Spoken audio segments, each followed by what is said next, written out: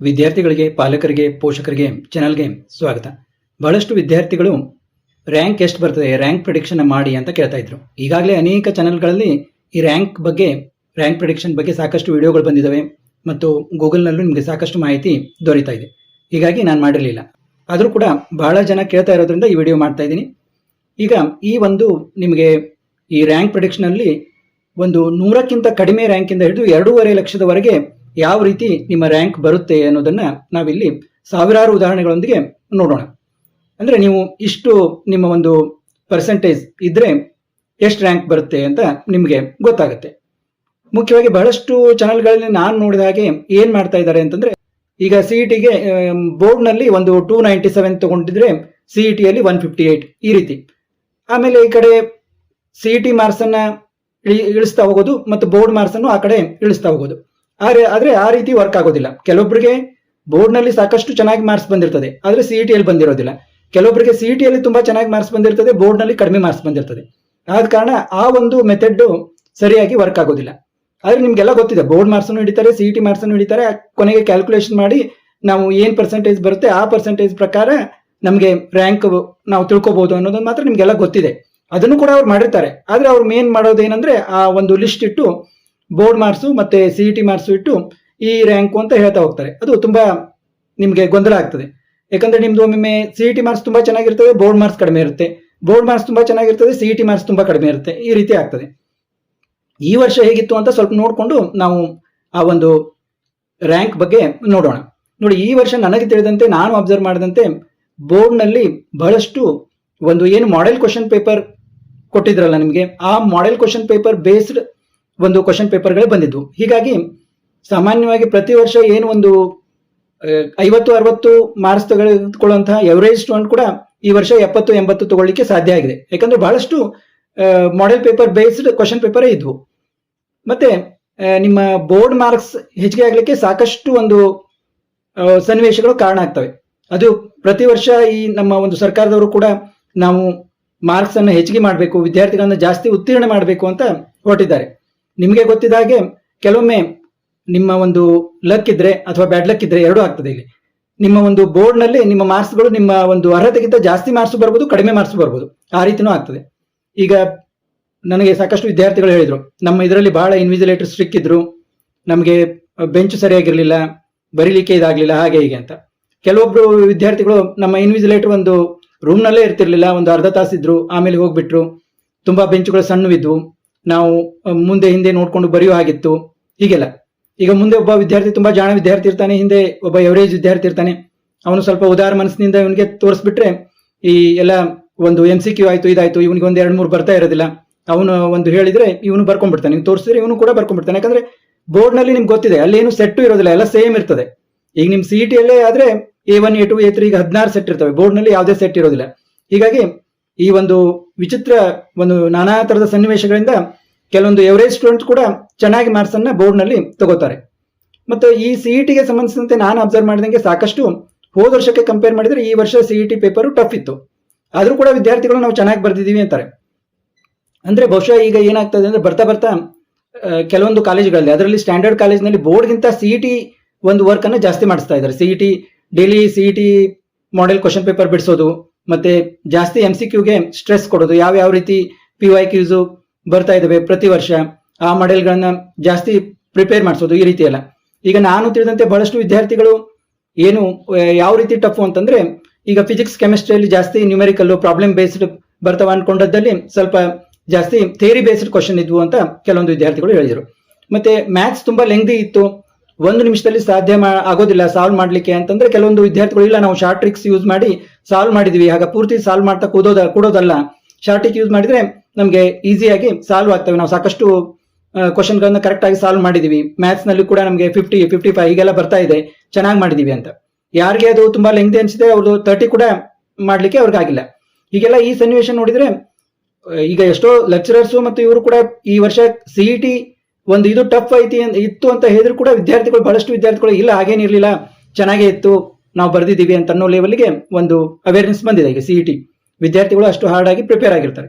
ಆ ಎಲ್ಲ ಸನ್ನಿವೇಶಗಳನ್ನು ನೋಡಿದಾಗ ಸ್ವಲ್ಪ ಸಿಇಟಿ ಹೋದ ವರ್ಷಕ್ಕಿಂತ ಸಿಇಟಿಯಲ್ಲಿ ಸ್ವಲ್ಪ ಕಾಂಪಿಟೇಷನ್ ಕಡಿಮೆ ಆಗ್ಬೋದು. ಆದ್ರೆ ಅಂದ್ರೆ CET ಇದರಲ್ಲಿ ಮಾರ್ಕ್ಸ್ ನಲ್ಲಿ, ಆದ್ರೆ ಇಲ್ಲಿ ಬೋರ್ಡ್ ಮಾರ್ಕ್ಸ್ ನಲ್ಲಿ ಜಾಸ್ತಿ ಆಗಿದೆ, ಜಾಸ್ತಿ ವಿದ್ಯಾರ್ಥಿಗಳು ಹೆಚ್ಚಿನ ಮಾರ್ಕ್ಸ್ ತೆಗೆದುಕೊಂಡಿದ್ದಾರೆ. ಆದ ಕಾರಣ ಈಗ ನಾವು ಬೋರ್ಡ್ ಮತ್ತು CET ಈ ಎರಡನ್ನ ನೋಡಿಕೊಂಡು ನಿಮ್ಮ ಒಂದು ಪರ್ಸೆಂಟೇಜ್ ಏನ್ ಬರ್ತದೆ ಅನ್ನೋದ್ರ ಮೇಲೆ ನಾವು ಯಾವ್ಯಾವ ಪರ್ಸೆಂಟೇಜ್ ಬಂದ್ರೆ ನಿಮ್ಗೆ ಎಷ್ಟು ರ್ಯಾಂಕ್ ಬರ್ತದೆ ಅನ್ನೋದನ್ನ ಈಗ ನಾನು ಹೇಳ್ತೀನಿ, ಅದು ನೋಡ್ತಾ ಹೋಗಿ. ಜಾಸ್ತಿ ವ್ಯತ್ಯಾಸ ಇರೋದಿಲ್ಲ, ಒಂದು 10% ನಿಮಗೆ. ಈಗ ನಾನು ಉದಾಹರಣೆಗೆ ನಿಮ್ಮ ಒಂದು ಇದು 1000 ಬರುತ್ತೆ ಅಂತಂದ್ರೆ 900 ಬರ್ಬೋದು, ಮತ್ತೆ ನಿಮ್ದು ರ್ಯಾಂಕು 10,000 ಬರುತ್ತೆ ಅಂತಂದ್ರೆ 9,000 ಬರ್ಬೋದು. ಈಗ KCET ಯ ಪರ್ಸೆಂಟೇಜ್ ಅನ್ನ ಯಾವ ರೀತಿ ಕ್ಯಾಲ್ಕುಲೇಟ್ ಮಾಡೋದು ಅಂತ ಹೇಳ್ತಾ ಇದ್ದೀನಿ. ಇದು ನಿಮ್ಗೆ ಈಗಾಗಲೇ ಗೊತ್ತಿರಬಹುದು, ಗೊತ್ತಿರದವರು ನೋಡಿ. ಇಲ್ಲಿ ಬೋರ್ಡ್ PCM ಮಾತ್ರ ತೆಗೆದುಕೋತಾ ಇದ್ದೀನಿ. ಈಗ ನಾವು ಇಂಜಿನಿಯರಿಂಗ್ ಬಗ್ಗೆ ಮಾತಾಡ್ತಾ ಇರೋದ್ರಿಂದ PCM ಪರ್ಸೆಂಟೇಜ್ ಮಾತ್ರ ತೆಗೆದುಕೋತಾ ಇದ್ದೀನಿ. ನೋಡಿ, ಫಿಸಿಕ್ಸ್ 96, ಕೆಮಿಸ್ಟ್ರಿ 98 ಮತ್ತು ಮ್ಯಾಥ್ಸ್ 99 ತೆಗೆದುಕೊಂಡಿದ್ದಾರೆ ಅಂತ ಅಜಂಪ್ಷನ್ ಮಾಡ್ಕೊಳ್ಳಿ. ಟೋಟಲ್ ಎಷ್ಟಾಯಿತು? 293. ಈ 293ನ 300 ಅಂದರೆ 3ಇಂದ ನಾವು ಡಿವೈಡ್ ಮಾಡಿದರೆ 97.6% ಬರ್ತದೆ. 97.6% ಬಂದಾಗ ಅದನ್ನು ಮತ್ತೆ ನಾವು 2ದಿಂದ ಡಿವೈಡ್ ಮಾಡಬೇಕು. ಅದನ್ನು ಡಿವೈಡ್ ಮಾಡಿದಾಗ 48.8% ಇದು ನಾವು CETಗೆ ತೆಗೆದುಕೊಳ್ಬೇಕಾಗಿರೋದು ಬೋರ್ಡಿಂದ ನಾವು ಲೆಕ್ಕದಲ್ಲಿ. ಆಮೇಲೆ ಇಲ್ಲಿ KCET PCM ನೋಡಿ, ಅದನ್ನು ಕೂಡ 50% ತಗೋಬೇಕು. ನೋಡಿ, ಫಿಸಿಕ್ಸ್, ಕೆಮಿಸ್ಟ್ರಿ, ಮ್ಯಾಥ್ಸ್ ಎಲ್ಲ ಕೂಡಿ 98 ಮಾರ್ಕ್ಸ್ಗಳು ಆ ವಿದ್ಯಾರ್ಥಿಗೆ ಬಿದ್ದಿದ್ದಾವೆ ಅಂತ ತಿಳ್ಕೊಳ್ಳಿ. 98 ಮಾರ್ಕ್ಸ್ ಟೋಟಲ್. ಅದನ್ನು 180 ಮಾರ್ಕ್ಸ್ ಅಂದರೆ 1.8. ಹೇಗೆ ಅದನ್ನು PCM ಅಲ್ಲಿ ಬೋರ್ಡ್ನಲ್ಲಿ 3ಇಂದ ನಾವು ಭಾಗ ಮಾಡಿದ್ವಿ, ಡಿವೈಡ್ ಮಾಡಿದ್ವಿ, ಇಲ್ಲಿ 180 ಇರೋದ್ರಿಂದ 1.8ಇಂದ ನೀವು ಡಿವೈಡ್ ಮಾಡಬೇಕು. ಅವಾಗ ಏನಾಗ್ತದೆ, ಈ 98ಅನ್ನು 1.8ದಿಂದ ಡಿವೈಡ್ ಮಾಡಿದಾಗ 54.4% ಬಂತು. ಈ 54.4%ಅನ್ನು ಮತ್ತೆ ನಾವು 2ದಿಂದ ಡಿವೈಡ್ ಮಾಡಬೇಕು. ಅವಾಗ 27.2% ಬಂತು. ಇನ್ನು ಟೋಟಲ್ ಪರ್ಸೆಂಟೇಜ್ ಹೇಗೆ ಮಾಡೋದು ನೋಡಿ, ಎಲ್ಲ ಕೂಡಿ ತೋರಿಸ್ತಾ ಇದ್ದೀನಿ ನಿಮಗೆ. ಟೋಟಲ್ ಪರ್ಸೆಂಟೇಜ್ ಏನಾಯಿತು, ಈ 48.8% ಬೋರ್ಡಿಂದು, ಆಮೇಲೆ KCET 27.2%, ಎರಡು ಕೂಡಿಸಿ ಮಾಡಿದಾಗ ಏನಾಯಿತು, ಟೋಟಲ್ ಪರ್ಸೆಂಟೇಜ್ 76%. ಇದು ನಿಮ್ಮ KCETಯ ಪರ್ಸೆಂಟೇಜ್.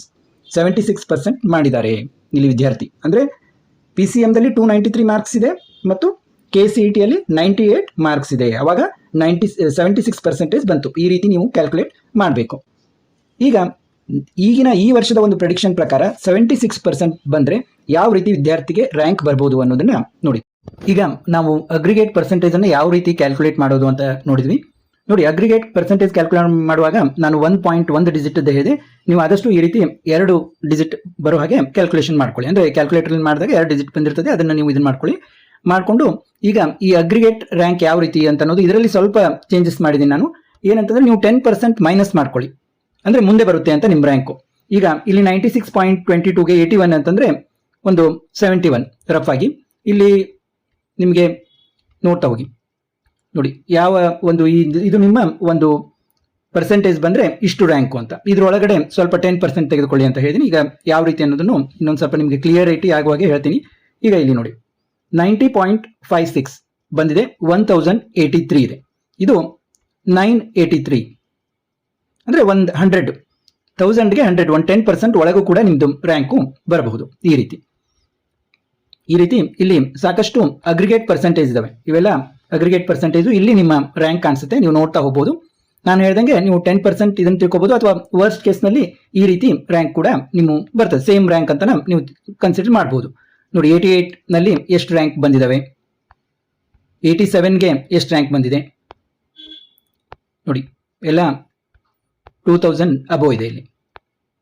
ನೋಡಿ, ಇಲ್ಲಿ 86 ಅಂದರೆ ರ್ಯಾಂಕ್ ಎಷ್ಟು ಸೂಕ್ಷ್ಮವಾಗಿ ಡಿಫರ್ ಆಗುತ್ತೆ ಅಂತ ನೋಡ್ಬೋದು. ಇಲ್ಲಿ ಕೂಡ 86.17ಗೆ 3000 ರೀಚ್ ಆಯಿತು. 3000 ರೀಚ್ ಆಯ್ತು. ಇಲ್ಲಿ ಬರ್ತಾ ನೋಡಿ 86 3098 ಇದೆ. ಆಮೇಲೆ 85ನಲ್ಲಿ ನೋಡಿ, 85 ಟಚ್ ಆಗೋದ್ರಲ್ಲಿ ಎಷ್ಟು ರ್ಯಾಂಕ್ ಬರುತ್ತೆ ಅಂತ.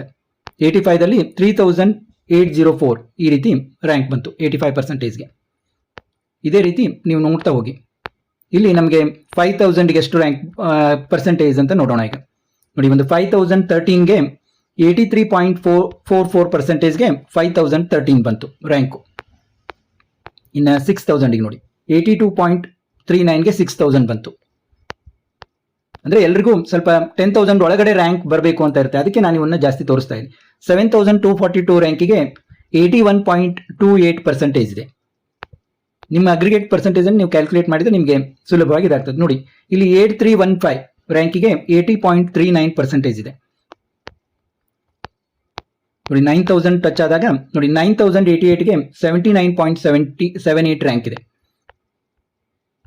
ನೋಡಿ, 10,000 ಟಚ್ ಆದಾಗ 79% ಇದೆ ನೋಡಿ. ಇದೊಂದು ಇಂಪಾರ್ಟೆಂಟ್ ಮಾರ್ಕ್ ಅಂತ ತಿಳ್ಕೊಬಹುದು. 79% ನಿಮ್ದು ಏನಾದರೂ ಅಗ್ರಿಗೇಟ್ ಇದಾದ್ರೆ ನಿಮ್ಮ ರ್ಯಾಂಕು 10,000 ಆಸ್ಪಾಸ್ನಲ್ಲಿ ಬರುತ್ತೆ ಅಂತ. ಇನ್ನು 11,000 ಯಾವಾಗ ನೋಡಿ, 78.28ಗೆ 11,000 ನೋಡಿ, ಫಾಸ್ಟ್ ಆಗಿ ತೋರಿಸ್ತಾ ಹೋಗ್ತೀನಿ ನಾನು. 12,000ಗೆ 77.83 ಇದೆ, 13,000ಗೆ 77.22 ಇದೆ,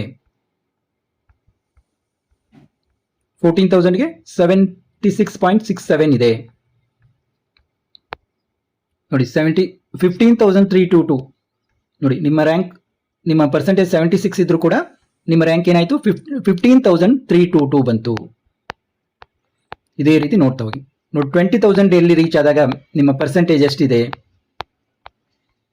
ನೋಡಿ, 73.72 ಅಗ್ರಿಗೇಟ್ ಇದ್ದಾಗ ನಿಮ್ಮ ಒಂದು ರ್ಯಾಂಕು 20,000 ಕ್ರಾಸ್ ಆಗಿದೆ.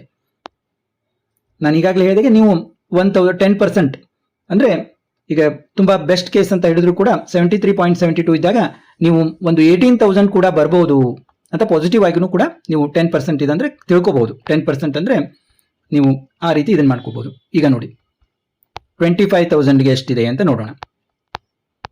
25,000 ನೋಡಿ, 71.83 ಅಗ್ರಿಗೇಟ್ ಇದ್ದಾಗ 25,018 ರ್ಯಾಂಕ್ ಬಂದಿದೆ. ಇಲ್ಲಿ ನಾವು 10% ಅಂತ ಹೇಳಿದ್ರೆ ಒಂದು 23,500 ಈ ರೀತಿ ಈ ಒಂದು ಇದಕ್ಕೆ ಬಹಳ ಬಹಳ ಒಳ್ಳೆ ರ್ಯಾಂಕ್ ಅಂದ್ರೂ ಕೂಡ ಇಷ್ಟು ಬರ್ತದೆ ನಿಮ್ದು. ಇದಕ್ಕಿಂತ ಒಳ್ಳೆ ರ್ಯಾಂಕು ಬರಲಿಕ್ಕೆ ಸಾಧ್ಯ ಇಲ್ಲ ಅಂತ ನನಗನ್ಸುತ್ತೆ. ಇಲ್ಲಿ ಇನ್ನು ನೋಡಿ, ಹಾಗೆ ನೋಡ್ತಾ ಹೋಗೋಣ. 30,000ಗೆ ಏನು ರ್ಯಾಂಕ್ ಇದೆ, ಏನು ಅಗ್ರಿಗೇಟ್ ಪರ್ಸೆಂಟೇಜ್ ಇದೆ ನೋಡಿ. 70.17% ಇದ್ದಾಗ 30,000 ಕ್ರಾಸ್ ಆಗಿದೆ. ಇನ್ನು 40,000ಗೆ ಏನು ನೋಡಿ, ನೋಡ್ತಾ ಹೋಗಿ ಹಾಗೆ.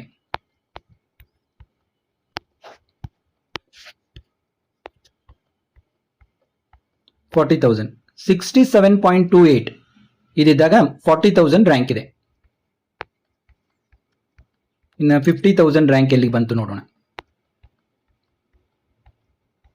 ನೋಡಿ 65% ಆದರೂ ಕೂಡ 50,000 ಕ್ರಾಸ್ ಆಗಿದೆ ಇಲ್ಲಿ ರ್ಯಾಂಕು. ಇದೇ ರೀತಿ ನೋಡಿ 60,000ಗೆ 63%,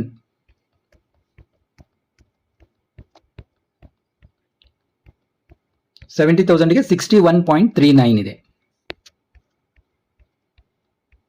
ಇನ್ನು 80,000ಗೆ ನೋಡಿ 59.89 ಇದ್ದಾಗ 80,000 ಆಗಿದೆ, ಅಂದರೆ ಕ್ರಾಸ್ ಆಗಿದೆ. ನೋಡಿ 90,000ಗೆ 58.44 ಇದೆ. ಇನ್ನು ನೋಡಿ 1 ಲ್ಯಾಕ್ ಯಾವಾಗ ರೀಚ್ ಆಯಿತು ನೋಡಿ, 57.17 ಇಷ್ಟು ಪರ್ಸೆಂಟೇಜ್ ನಿಮ್ದು ಏನಾದರೂ ಅಗ್ರಿಗೇಟ್ ಬಂದರೆ ನಿಮ್ಮ ರ್ಯಾಂಕು 1 ಲ್ಯಾಕ್ ಕ್ರಾಸ್ ಆಗುತ್ತೆ. ನಾನು ಹೇಳಿದಾಗೆ ಏನೋ ಒಂದು ಭಾಳ ಭಾಳ ಒಳ್ಳೆ ರ್ಯಾಂಕ್ ಬರುತ್ತೆ ಅಂತ 10% ವೇರಿಯೇಷನ್ ಆದರೂ ನಿಮ್ಮದು ಇದಕ್ಕೆ 90,000 ರ್ಯಾಂಕ್ ಬರುತ್ತೆ. ಯಾವುದಕ್ಕೆ 57.17 ನಿಮ್ಮ ಒಂದು ಅಗ್ರಿಗೇಟ್ ಪರ್ಸೆಂಟೇಜ್ ಆದರೆ ನಿಮಗೆ 90,000 ರ್ಯಾಂಕ್ ಬರುತ್ತೆ, ಇಲ್ಲಾದರೆ 1 ಲ್ಯಾಕ್ ರ್ಯಾಂಕ್ ಬರುತ್ತೆ ನೋಡಿ. ಇದೇ ರೀತಿ ಇಲ್ಲಿ 2 ಲಕ್ಷದ ಮೇಲೆ ಕೂಡ ನಿಮ್ಮ ಒಂದು ಪರ್ಸೆಂಟೇಜ್ಗಳಿವೆ. ಈಗ ನಾವು ನೋಡ್ತಾ ಹೋದಂಗೆ ಇಲ್ಲಿ ನೋಡಿ ತುಂಬ ದೊಡ್ಡದ ವಿಡಿಯೋ ಆಗುತ್ತೆ. 1.5 ಲಕ್ಷಕ್ಕೆ ಎಷ್ಟು ಟಚ್ ಆಗಿದೆ ಅನ್ನೋದನ್ನು ಒಂದು ನೋಡೋಣ. ನೋಡಿ 1,50,000 ಯಾವಾಗ 51.11 ಇಲ್ಲ 51 ಪಾಯಿಂಟ್ ಮೇಲೇನೆ ಇದೆ ನೋಡಿ. 51.17 ಇದ್ದಾಗ 1,50,000 ಟಚ್ ಆಗಿದೆ. ಅಂದರೆ ನಿಮ್ದು ಇಷ್ಟು ಅಗ್ರಿಗೇಟ್ ಪರ್ಸೆಂಟೇಜ್ ಆದರೂ ಕೂಡ 1,50,000 ರ್ಯಾಂಕ್ ಇದೆ. ಇನ್ನು ನೋಡಿ 1,70,000 48.72 ಇದ್ದಾಗ 1,70,000 ಇದೆ ನೋಡಿ. ಅಂದರೆ ತುಂಬ ದೂರ ಹೋಗ್ಬಿಡುತ್ತೆ ನಿಮ್ಮ ರ್ಯಾಂಕು, ಅವಾಗ ನಿಮಗೆ ಒಳ್ಳೆ ಕಾಲೇಜುಗಳು ಸಿಗೋದಿಲ್ಲ. ಈಗ ನೋಡಿ 2 ಲ್ಯಾಕ್ ಇದ್ದಾಗ 45.06 ಇದೆ. ಇಲ್ಲಿ ಬಹಳಷ್ಟು ವಿದ್ಯಾರ್ಥಿಗಳು ಕೇಳೋ ಪ್ರಶ್ನೆ ಅಂದರೆ, ಈಗ ನಮಗೆ 2 ಲ್ಯಾಕ್ ರ್ಯಾಂಕ್ ಬಂದಿದೆ, ನಮಗೆ CS ಸಿಗುತ್ತಾ ಬೆಂಗಳೂರಲ್ಲಿ? ನೋಡಿ CS ನಿಮಗೆ ಆರಾಮಾಗಿ ಸಿಗುತ್ತೆ, ಆದರೆ ಇದೇ ಕಾಲೇಜಲ್ಲಿ ಅಂತ ಸಿಗೋದಿಲ್ಲ. ನಿಮಗೆ CS ಬ್ರಾಂಚು ಆರಾಮಾಗಿ 2 ಲಕ್ಷ ರ್ಯಾಂಕ್ ಬಂದರೂ ಕೂಡ ಸಿಗುತ್ತೆ. ನೀವು ಲಾಸ್ಟ್ ರೌಂಡ್ವರೆಗೂ ಕಾಯಬೇಕಾಗುತ್ತೆ. ಇದಕ್ಕೆ ಏನು ಕಂಡೀಷನ್ ಅಪ್ಲೈ ಆಗುತ್ತೆ ಅಂದರೆ, ನೀವು ಲಾಸ್ಟ್ ರೌಂಡ್ವರೆಗೂ ಕಾಯ್ದರೆ ನಿಮಗೆ CS ಬ್ರಾಂಚು ಸಿಗುತ್ತೆ. ನಿಮಗೆ ಎಂಥ ಕಾಲೇಜಲ್ಲಿ ಸಿಗುತ್ತೆ, ಏನು ಯಾವ್ಯಾವ ರ್ಯಾಂಕಿಗೆ ಯಾವ ಟೈಪ್ ಸೀಟ್ಗಳು ನಿಮ್ಗೆ ಸಿಗುತ್ತೆ, ಎಂಥ ಕಾಲೇಜುಗಳು ಸಿಗುತ್ತೆ ಅನ್ನೋದನ್ನು ಮುಂದಿನ ವಿಡಿಯೋಗಳಲ್ಲಿ ನಾನು ಹೇಳ್ತಾ ಹೋಗ್ತೀನಿ. ಪ್ರತಿಯೊಂದು ವಿಡಿಯೋವನ್ನು ನೋಡಿ, ತುಂಬ ಇನ್ಫಾರ್ಮೇಟಿವ್ ಆಗ್ತವೆ. ನಿಮಗೆ ಆಪ್ಷನ್ ಎಂಟ್ರಿ ಯಾವ ರೀತಿ ಮಾಡೋದು, ಆಪ್ಷನ್ ಎಂಟ್ರಿ ಲಿಸ್ಟ್ ಯಾವ ರೀತಿ ಪ್ರಿಪೇರ್ ಮಾಡೋದು, ರಿಯಲ್ ಆಪ್ಷನ್ ಎಂಟ್ರಿ ಲಿಸ್ಟ್ ಯಾವ ರೀತಿ ಇರುತ್ತೆ ಅನ್ನೋದನ್ನ ನೆಕ್ಸ್ಟ್ ವಿಡಿಯೋದಲ್ಲಿ ತೋರಿಸ್ತೀನಿ. ಅದರಲ್ಲಿ ಏನೇನು ಡೀಟೇಲ್ಸ್ ಇರುತ್ತೆ, ನೀವು ಯಾವ ರೀತಿ ಮಿಸ್ಟೇಕ್ ಆಗ್ದಂಗೆ ಆಪ್ಷನ್ ಎಂಟ್ರಿ ಲಿಸ್ಟ್ ಅನ್ನ ಪ್ರಿಪೇರ್ ಮಾಡಬೇಕು ಅನ್ನೋದನ್ನೆಲ್ಲ ನಾನು ಮುಂದಿನ ವಿಡಿಯೋದಲ್ಲಿ ತೋರಿಸ್ತೀನಿ. ನೋಡಿ, ಈಗ ಲಾಸ್ಟ್ 2,47,000ಗೆ 38.33 ಅನ್ನೋದು ಒಂದು ಇಲ್ಲಿ ಲೆಕ್ಕ ನಮಗೆ ಕಾಣ್ತಾ ಇದೆ. ಮತ್ತೆ ಮುಂದಿನ ವಿಡಿಯೋದಲ್ಲಿ ರಿಯಲ್ ಆಪ್ಷನ್ ಎಂಟ್ರಿ ಲಿಸ್ಟ್ ಒಂದು ಯಾವ ರೀತಿ ಇರುತ್ತೆ, ಹೇಗೆ ನೀವು ತಯಾರಾಗಬೇಕು, ಪ್ರಿಪೇರ್ ಮಾಡಬೇಕು ಅನ್ನೋದನ್ನ ಹೇಳ್ತೀನಿ. ಮತ್ತೆ ಮುಂದಿನ ವಿಡಿಯೋದಲ್ಲಿ ಭೇಟಿಯಾಗೋಣ.